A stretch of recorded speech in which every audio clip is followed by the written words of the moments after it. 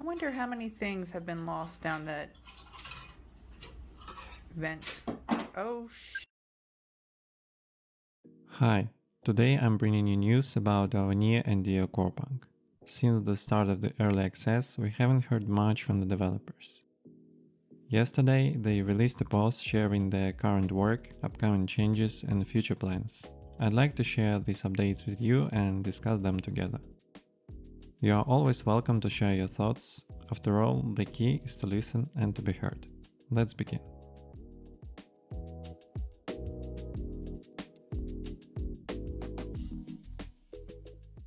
Let me start with two controversial quality of life improvements. While I'm confident these changes will enhance the player experience, they also diminish some of the game's hardcore and exploratory nature. The first change is that developers want to add NPC-guided quest markers to help players locate objectives.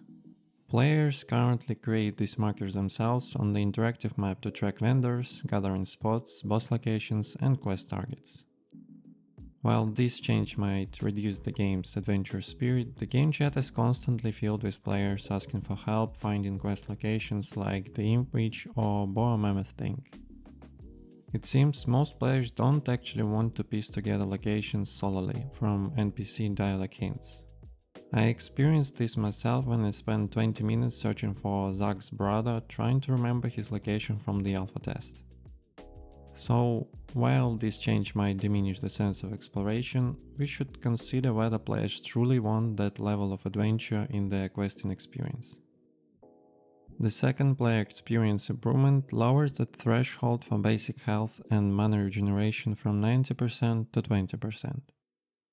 Initially, developers wanted players to prepare campfires and gather food and consumables before venturing into the dangerous forest, since creatures there pose a significant threat.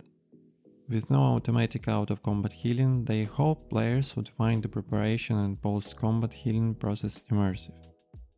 However, in reality, players simply consume bread and other abandoned quest rewards continuously. Once they reach level 6, they take the Pathfinder talent branch for auto-healing and various bonuses. This situation mirrors the quest marker issue. Just as players prefer less adventure in navigation, they also prefer less immersion in the healing system. I'm not claiming this is the absolute truth, it's simply my perspective on how I believe the developers envision their game and how players ultimately want it to be. An important point I'd like to highlight is that I hope these changes to core game mechanics weren't made simply because a vocal minority of players expressed their dislike loudly enough to make developers think there was widespread dissatisfaction.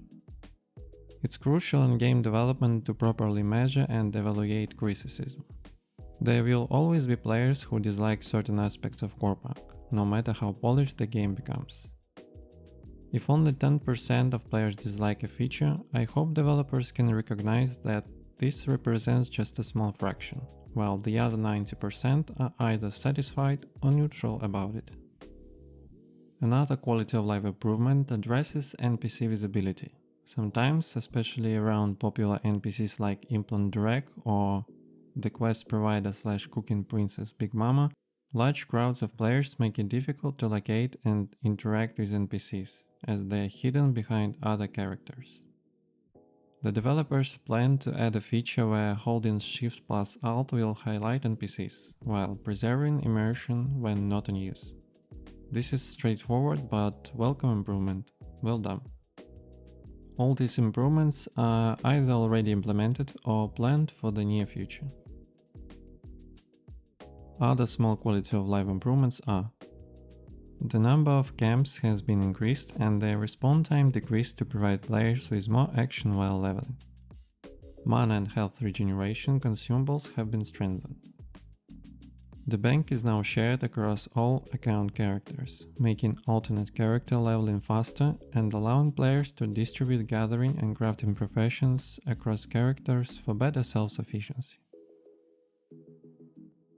Finally, let's discuss loot balance improvements for chests in camps, point of interest, and drops from maps and bosses. While this is one of the game's major issues right now, I'll keep this brief as I plan to share more detailed thoughts in another video in the coming days. For now, I'll just mention that the developers are working extensively to improve the situation. Some changes have already been implemented, while others are planned for the near future.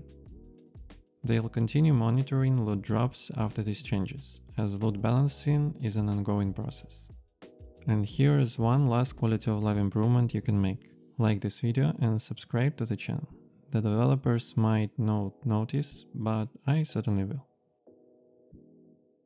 Let's proceed to the content that developers are preparing for us. In the next few weeks, a new extraction style instance will be added to the game, featuring a large island that accommodates up to 16 players in both PvE and PvP gameplay. The island offers unique enemy encounters and available loot opportunities, including rare consumables and upgrades. Players can interact with NPCs for services like evacuation and special shop access. The mod features a high-stakes permadeath system. Dying results in complete inventory loss.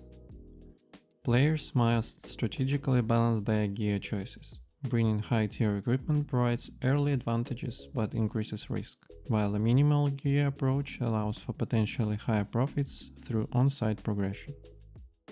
Success depends on careful planning, inventory management, and strategic use of wards for surveillance. It's great that they are prioritizing this type of content. The developers previously explained their reasoning for making this instance an all-or-nothing system. In most MMORPGs, players focus on grinding high-tier equipment, which often makes low and mid-tier gear unwanted or merely temporary stepping stones. By introducing this high-risk instance, developers aim to maintain demand for low and mid-tier equipment, as players will prefer using it, rather than risking their valuable Tier 3 epic implants and weapons.